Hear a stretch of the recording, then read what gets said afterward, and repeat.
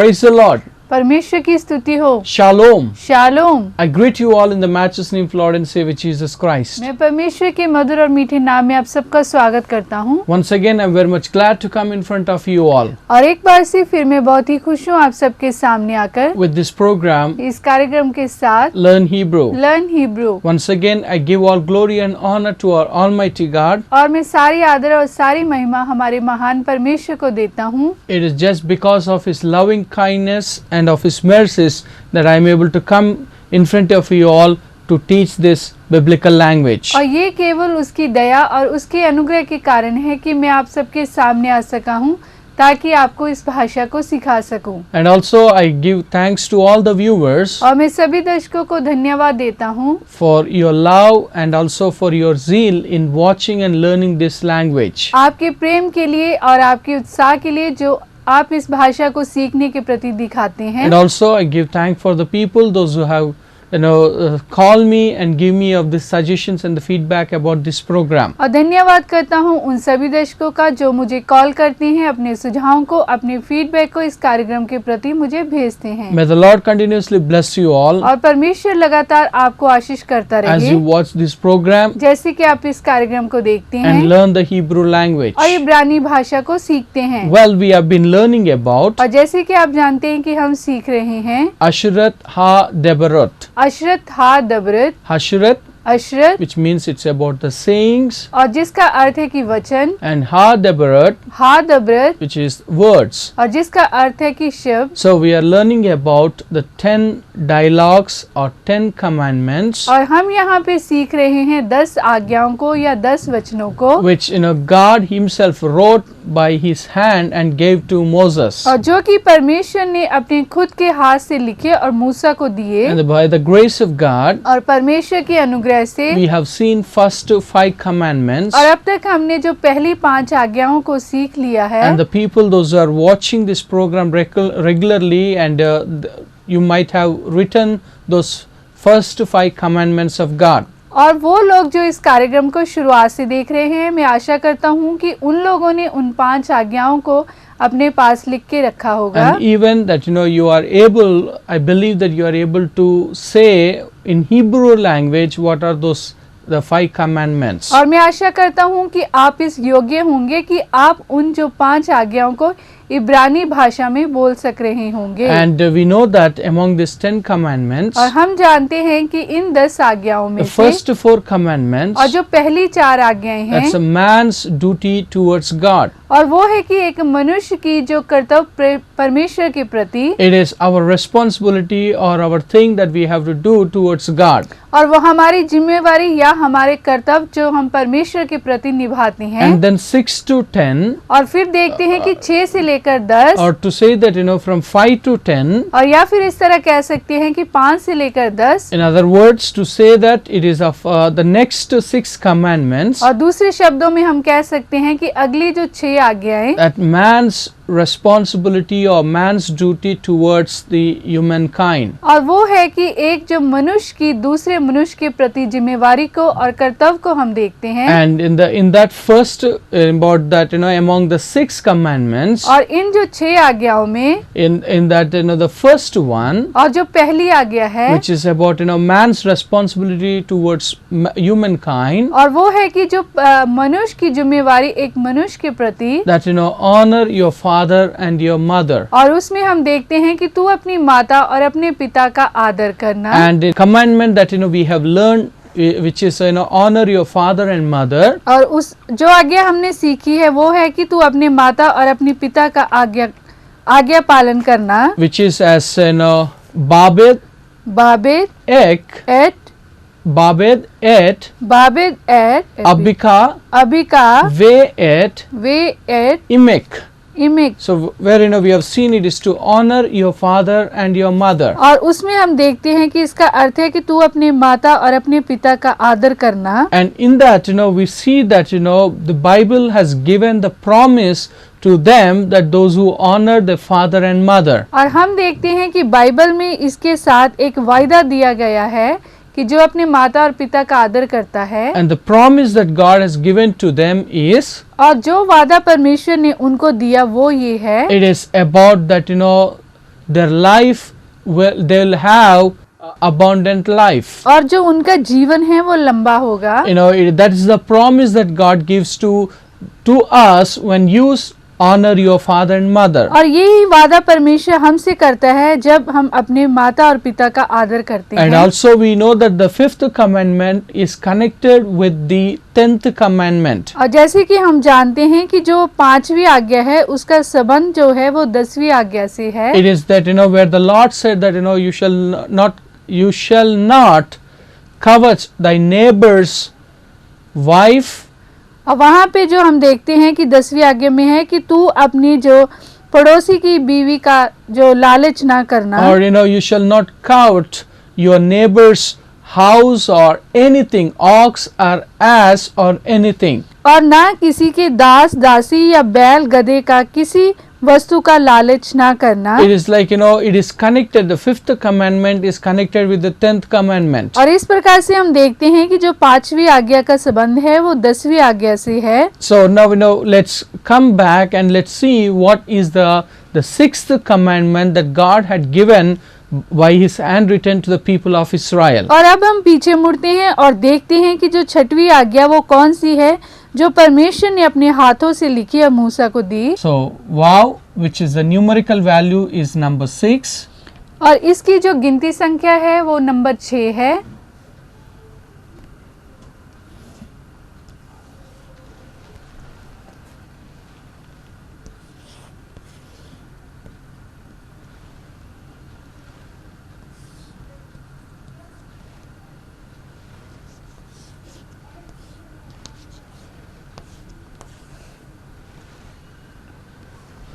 This is the commandment that God had given to the people of Israel. और ये 6वीं आज्ञा है जो कि परमेश्वर ने इज़राइल के लोगों को दी.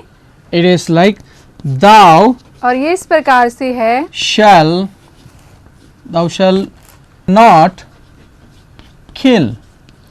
और इसका अर्थ है कि तू खून न करना. So it is to say that, you know, thou shall not kill. और इसका अर्थ है कि तू खून न करना. In the Hebrew language, इब्रानी भाषा में, that, you know, we see it is as what? और इब्रानी भाषा में हम देखते हैं कि ये इस प्रकार से है. This is to say lo, और ये है लो, where, you know, we say it's a lamed, और ये है लामेद which is L, जो कि है L, and holam, Holam which is O, जो कि है ओ, and aleph, which is silence, Alif जो यहाँ पे साइलेंट है, which is to say not. और जिसका अर्थ है कि नहीं. And then, you know, we come to the word kill.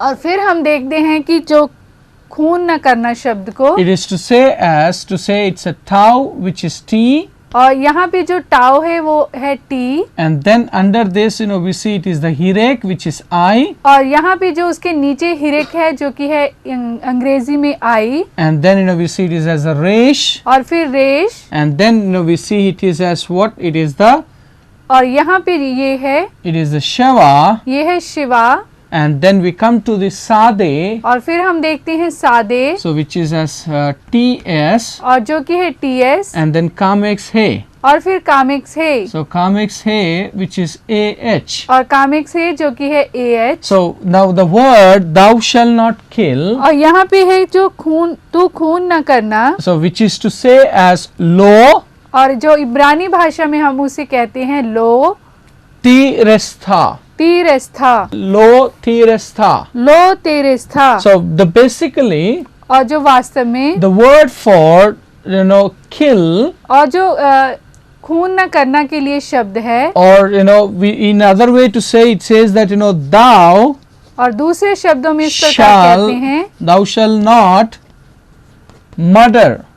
और तू जो कत्ल ना करना, So it is thou shall not murder. और तू कत्ल ना करना. So because the word murder, और यहाँ पे जो शब्द है कत्ल, it is coming, you know, the word is taken from here. और ये जो शब्द है यहाँ से लिया गया So है. it is as to say as resh, और जिस तरह हम यहाँ देखते हैं रेश, sade, सादे, and he. Hey. So this is the word that, you know, we see that used for the word murder. और यहाँ पे कत्ल के लिए इस शब्द का उपयोग किया गया है. So it is to say as what? It is as restha. और ये है रेस्था. So basically this is the word that is used for murder or kill. और यहाँ पे जो कत्ल या खून न करना के लिए इस शब्द का उपयोग किया गया है, which is to say as lo terestha, और ये है लो तेरेस्था, which is thou shall not kill. और तू खून न करना। And now we know, when we see it is God who had given this commandment, और हम देखते हैं कि जब परमेश्वर ने इस आज्ञा को दिया, it's like, thou shall not kill, और तू खून न करना, which means that, when we go and we see the word kill in the Hebrew language, which is as a terestha, और जब हम इब्रानी भाषा में ये खून के लिए शब्द देखते हैं जो कि है तरीसा, so which is basically to say as a restha, और जो वास्तव में उसे हम कहते हैं रेस्था, it is to say as और इस तरह से हम इसे कहते हैं to break तोड़ना, or to dash into pieces, और जो टुकड़ों में तोड़ देना, as well to slay or kill. और जिसका अर्थ है कि टुकड़ों में तोड़ देना या मार देना, So it is to say to break और तोड़ देना, or to dash into pieces, और या फिर छोटे टुकड़ों में तोड़ देना, as well to slay or kill. और या फिर मार देना, खून करना। Now we know that God very strictly that he said to the people of Israel, और हम जानते हैं कि परमेश्वर ने बहुत ही सख्त शब्दों से इस्राएल के लोगों से कहा। when we see the context of this commandment, और जब हम इस आज्ञाओं को देखते हैं, there we see it is God, he said that और वहाँ पे हम देखते हैं कि परमेश्वर ने कहा, it is used as an imperative sense. और इन्हें जो एक आज्ञा के रूप में लेना, So God had given them as a imperative. और परमेश्वर ने उन्हें एक आज्ञा को दिया, It is that it is unlawfully you should not kill a person. और जो एक व्यक्ति को आप, Unlawfully, और जो गैर कानूनी रूप में, that you should not kill a person. और आप एक व्यक्ति को जो मार नहीं सकते, If you kill a innocent person, और यदि आप एक निर्दोष व्यक्ति का कत्ल करते हैं, and the Bible says that you will come in the blood guilt. और आप जो खून के एक दोष में पाए जाते हैं, So you come, if you kill a innocent person, और यदि आप एक निर्दोष व्यक्ति का खून करते हैं, a person who doesn't, a person who did not do anything, और वो व्यक्ति जिसने कुछ भी जो गलत नहीं किया, and if you kill that person, और यदि आप उसका खून करते हैं, and the Bible says that it is unlawful. और जो बाइबल कहती है कि ये जो गैर कानूनी है, And one of the thing that we have to keep in mind, और एक बात हमें अपने ध्यान में रखनी होगी, when God said that thou shall not kill, और जब परमेश्वर कहता है कि तू खून न करना, it is the very important thing, particularly that you should not kill a innocent person. और जो मुख्य रूप से आपको इस बात का ध्यान रखना है कि आप किसी भी निर्दोष व्यक्ति का खून ना करें, Because क्योंकि if the Bible says that every person is created in the image and likeness of God. क्योंकि वचन हमें बताता है कि हर एक व्यक्ति की जो रचना परमेश्वर के स्वभाव और स्वरूप में की गई है, It is a God who created a person in his own image and likeness. और परमेश्वर है जिसने एक व्यक्ति की रचना की है अपने स्वरूप में। We know that when we read in the Bible, और जब हम जानते हैं कि हम बाइबल को पढ़ते हैं, the first murder that occurred in the Bible is in Genesis chapter 4. और हम देखते हैं कि जो पहला खून था वो बाइबल में अध्याय उत्पत्ति का अध्याय 4 में, Where we see that और वहाँ पे हम देखते हैं it is Cain और जो केन, who killed Abel. और जिसने अपने भाई हाबिल को मारा। We know that Cain killed Abel and Abel was innocent. और हम जानते हैं कि जो केन ने हाबिल को मारा जबकि हाबिल एक निर्दोष था। And when we read in the Genesis chapter 4, और जब आप पढ़ते हैं उत्पत्ति अध्याय 4 को in verse 10 and 11, और उसका 10 और 11 वचन में, there we see that his blood started to moan or groan towards God. और वहाँ पे हम देखते हैं कि जो हाबिल का लहू है वो कुरलाता है और बुलाता है। So it is from the ground that the Lord said to Cain. और परमेश्वर ने जो केन से कहा कि हाबिल का लहू धरती से पुकार रहा है। So it is just because of grudge. और ये केवल दुख के कारण, it is just because of angry और ये केवल जो एक गुस्से के कारण that the Cain's offering was not accepted by God, और क्योंकि जो केन की भेंट थी वो परमेश्वर के द्वारा ग्रहण नहीं की गई थी, but whereas Abel's was accepted, लेकिन जब हम देखते हैं कि जो हाबिल की भेंट को परमेश्वर ने ग्रहण किया, and because of that grudge or because of that hatred, और इसी जो गुस्से और इसी नफरत के कारण that we see that Cain killed Abel. और हम देखते हैं कि केन ने जो हाबिल का खून किया, But the Bible says, और बाइबल हमें बताती है, like in the war, और जो युद्ध में, and it can be, और ये हो सकता है, you can kill और आप जो मार सकते हैं, because the context is different. और वहाँ पे जो विषय है वो अलग है, But simply to say that when the Lord said thou shall not kill, और जब परमेश्वर कहता है कि तू खून न करना, it means that और उसका अर्थ है you should not kill any innocent person, कि आप किसी भी निर्दोष व्यक्ति का खून नहीं कर सकते, because क्योंकि the person have not done any injustice against you. क्योंकि जो उस व्यक्ति ने आपके प्रति कोई भी गलती या अन्याय नहीं किया, And the blood that we see, it is equated to life in the Bible. और हम देखते हैं कि जो खून की तुलना जीवन से की गई है, And when you kill an innocent person, और जब एक किसी निर्दोष व्यक्ति का आप खून करते and हैं, the Bible says that you are the guilt of his blood. और अब बाइबल हमें बताती है कि आप उस खून के लिए दोषी हैं, That is what we see when God said. और इन बातों को हम देखते हैं जब परमेश्वर कहता है। But we know that when we go and we read in the Levitical code, और जब हम लेवियों को पढ़ते हैं, that's the Levites code that God has given, और जो परमेश्वर ने उनको दिया, even if a person kills, और यदि एक व्यक्ति जो खून करता है, and that person have to run into the temple of God, और जो उसे जो परमेश्वर के मंदिर की ओर भागना चाहिए, and he should leave or he should stay in the temple of the Lord until the death of the high priest.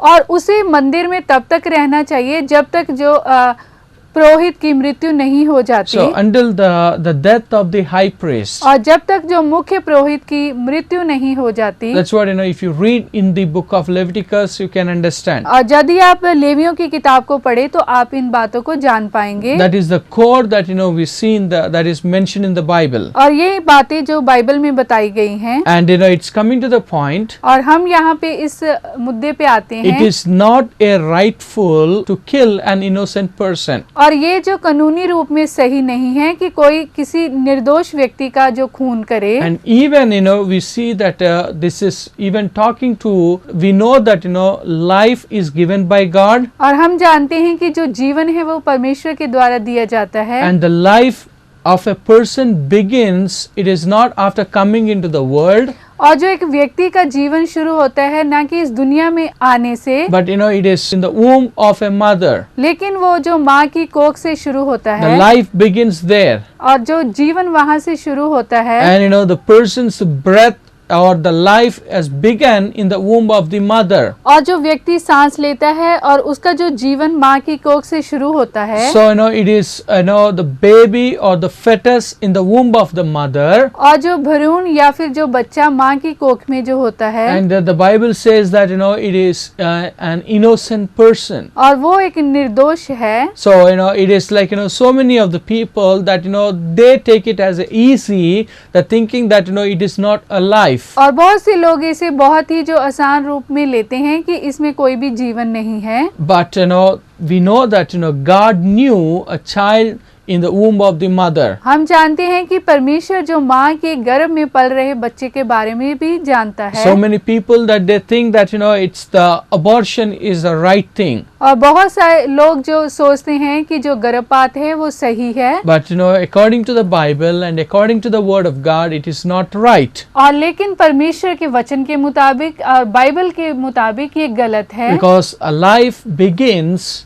of a child in the womb of the mother. क्योंकि जो एक बच्चे का जीवन शुरू होता है माँ की कोख से ही, And that's what he says that lo ti resta, और इसीलिए यहाँ पे हम देखते हैं लो तेरी सिस्ता, which means that thou shall not kill. और जिसका अर्थ है कि तू खून न करना, Thou shall not kill. और तू खून न करना, or thou shall not murder. और तू कत्ल मत करना। So when I say that kill or murder, it is telling them, no, thou shall not break or thou shall not dash into pieces. और जब मैं कहता हूँ कि कत्ल मत करना, खून मत करना, तो इसका अर्थ है कि नहीं तोड़ना और उसे टुकड़ों में नहीं बांटना। Because we know that और हम जानते हैं in the when we read the history of the war between the enemies or the war between the two parties, इतिहास को पढ़ते हैं और दो जो ग्रुपों के बीच में युद्ध को देखते हैं, it is that when they go and invade a nation, और जब वो जाते हैं और जो एक देश के ऊपर हमला करते हैं, and when they have seen the children, और जब वो बच्चों को देखते हैं, and they take the children and dash them to the rock or to the ground, और वो बच्चों को लेते हैं और उन्हें जो धरती के ऊपर या जो पत्थर के ऊपर मारते हैं, so it is like they dash them into the pieces. और वो उन्हें जो इस प्रकार से मारते हैं कि वो उनके टुकड़े हो जाते हैं। So that is what the war between the two nations or the two parties, the people that they kill with mercilessly the innocent people. और इस प्रकार से हम देखते हैं कि जब दो देशों में और दो जो ग्रुपों में लड़ाई होती है तो वो इस प्रकार से जो बिना दया के एक दूसरे को मारते हैं। So it's coming to the point and it says that और इस प्रकार हम यहाँ पे आते हैं thou shall not kill. कि तू खून मत करना। And also और the Bible says और बाइबल हमें बताती है it is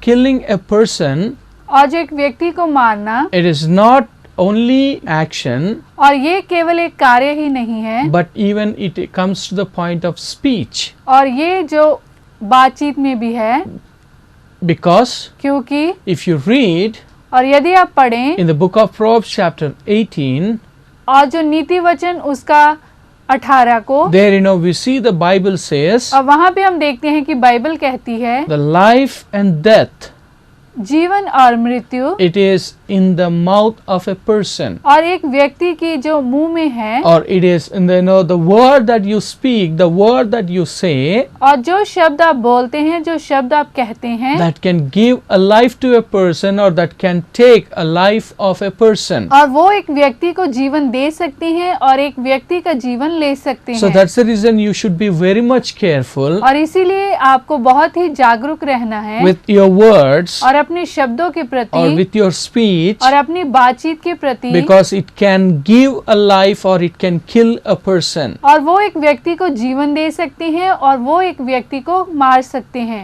It can give life or it can take life. और ये जीवन दे सकते हैं और जीवन ले सकते हैं। Because our tongue has that power. क्योंकि हमारी जीभ में वो सामर्थ है। And that's what if you read in the book of James chapter 3, और यदि आप पढ़े याकूब उसका 3, there also we see that when James wrote, he have given a much importance of our speech, of our tongue. और जब जो याकूब ने लिखा तो उसने बहुत ही महत्ता दी है जीभ के बारे में और शब्दों के बारे में। That's what if you read James chapter 1, और यदि आप पढ़े याकूब अध्याय 1, and also if you read James chapter 3, और यदि आप पढ़े याकूब उसका 3, and then you'll understand about the power of your tongue. और वहाँ पे आप जान पाएंगे अपनी जीभ की सामर्थ्य को। So that's what when the Lord said thou shall not kill, और जब यहाँ पे परमेश्वर कहता है कि तू खून न करना, it is not just an act. और ये केवल एक कार्य ही नहीं It है, is not that you go and kill a person. और इस प्रकार से नहीं कि आप जाते हैं और किसी का जो खून करते हैं, It can be with any of the tools, और यो किसी भी जो औजार के साथ, but लेकिन even the Lord says that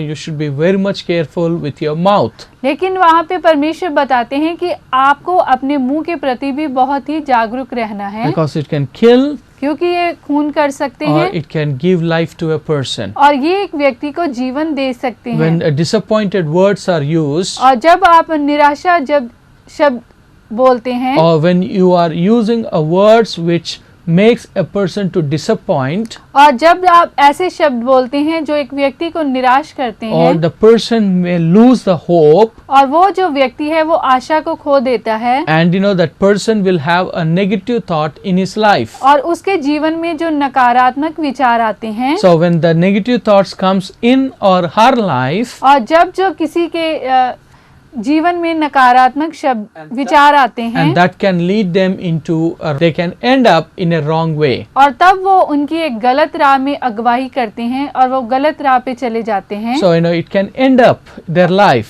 और ये उनके जीवन का अंत हो सकता है। So that's the reason you should be very much careful of your words. और इसीलिए आपको अपने शब्दों के प्रति बहुत ही जागरूक रहना है। So it is connected with our speech. और ये हमारी बातचीत से संबंध रखता है। As you all know that और जैसे कि आप सब जानते हैं the 10 commandments, और 10 आज्ञाएं, it is categorized into 3. और इनको जो 3 भागों में बांटा गया है, It is like our thought, और वो है हमारे विचार, speech, हमारी बातचीत, action. हमारे कार्य, Thought, विचार, speech, बातचीत, action. कार्य। So that's what we have seen. और इन्हीं बातों को हमने देखा। Second comes under, और जो दूसरे आते हैं, the second commandment comes under, और जो दूसरी आज्ञा आती है comes under thought. हमारे विचारों के अधीन, The third commandment comes, और जो तीसरी आज्ञा आती है it is in the speech. और वो हमारी बातचीत के अधीन आती So है। what is that? और वो क्या है? Thou shalt not take the name of the Lord in vain. कि तू अपने परमेश्वर के नाम को व्यर्थ ना लेना। And the fourth और जो चौथी commandment falls under, और जो चौथी आज्ञा आती है, that falls under, किसके अधीन में? it falls under the action. और वो आती है कार्यों के अधीन So में। what is that?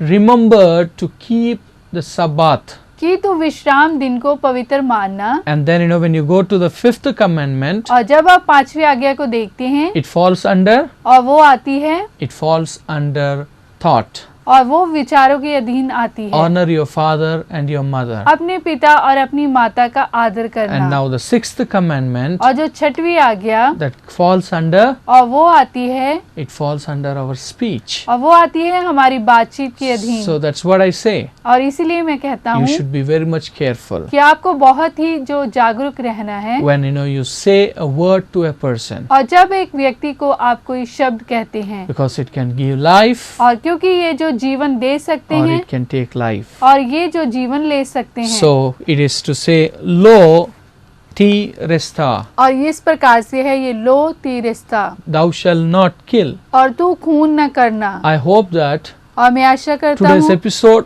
आज का जो कार्यक्रम है, that today's episode will be a blessing to you all. और मैं आशा करता हूँ कि आज का कार्यक्रम आपके लिए बड़ी आशीष का कारण होगा। So continuously watch this program और लगातार इस कार्यक्रम को देखते रहें and keep us in your prayers. और अपनी प्रार्थना में हमें याद रखें। Fear God परमेश्वर का भय माने and keep His commandments. और उनकी आज्ञाओं का पालन करें Serve the Lord और परमेश्वर की सेवा करें and keep moving in the Lord. और परमेश्वर में आगे बढ़ते If you जाएं। have any suggestions and feedbacks, और यदि कोई भी सुझाव, कोई भी फीडबैक आपके पास है, you can call to the number that you see on screen, और स्क्रीन के ऊपर दिए गए नंबर पे आप कॉल कर सकते हैं, or you can send your lovely SMSs or messages in WhatsApp. और आप अपने मैसेजेस को भेज सकते हैं व्हाट्सएप के द्वारा। May the Lord bless you all and be with you all. और परमेश्वर आपके साथ हो और आपको आशीष दे। Shalom. शालोम। Tau